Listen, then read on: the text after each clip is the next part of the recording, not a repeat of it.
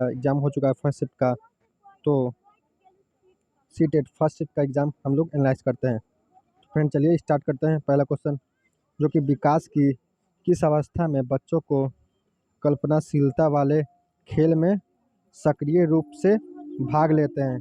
तो प्रारंभिक बाल अवस्था में। ठीक है, अगला देखते हैं निम्नलिखित में से कौन सा स्थूल कौशल के उपयोग का उदाहरण है? तो ये आया था आपका जो कि एक पैर का संतुलन करना। ठीक है, ये भी आपके एग्जाम में आया था। अगला क्वेश्चन देखते हैं।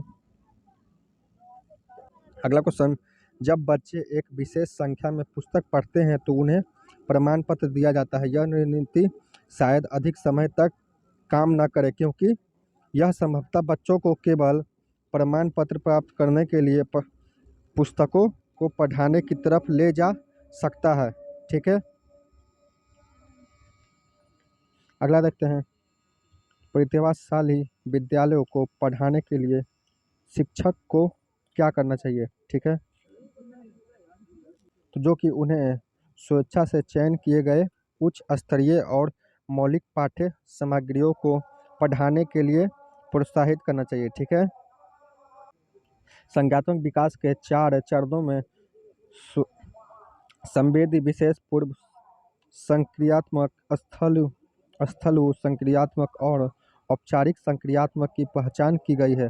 तो जीन पियाजे द्वारा। ठीक है, जीन पियाजे से आपके एग्जाम में बहुत सारे क्वेश्चन आ रहे हैं। ठीक है, तो आप लोग याद कर लीजिएगा।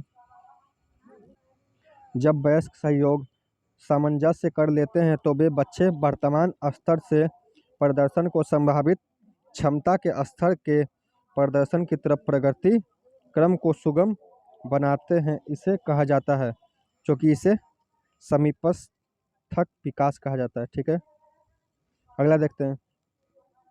उत्तर बाल अवस्था में बालक भौतिक वस्तुओं के आवश्यकता तत्व में परिवर्तन समझने लगते हैं। क्यों समझने लगते हैं? जो कि इसमें द्रव्यांश, संख्या और क्षेत्र के कारण समझने लगते हैं। ठीक है, पियाजे के अनुसार संज्ञानात्मक विकास के किस चरण पर बच्चा वस्तु स्थायित्व को प्रदर्शित करता है? तो संवेदी प्रेरक चरण को। ठीक है, संवेदी प्रेरण चरण को। ठीक है, अगला देखते हैं। वाइगोत्स्की बच्चों के सिखाने में निम्नलिखित में से किस कारक की महत्वपूर्ण भूमिका पर बल देते हैं? ठीक है, तो इसका सही जवाब है जो कि सामाजिक पर। ठीक है, कर्नेल सिंह कानून कार्यवाही तथा खर्चे के बावजूद आयकर नहीं देते हैं।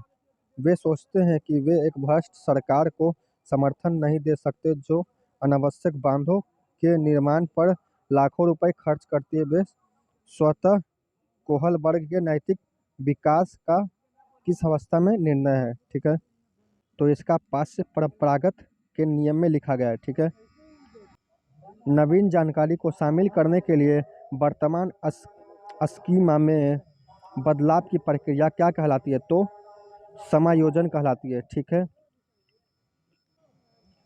हार्वर्ड गार्डनर में बहुवृद्धि सिद्धांत के अनुसार इनमें से कौन सी बुद्धि जटिल आंतरिक भावनाओं को पहचानने और उनका प्रयोग करने अपने आचरण को दिशा देने की योग्यता से संबंधित है? तो अंतः वैयक्तिक बुद्धित्व। ठीक है, निम्नलिखित में से कौन सा कथन मूल्यांकन हेतु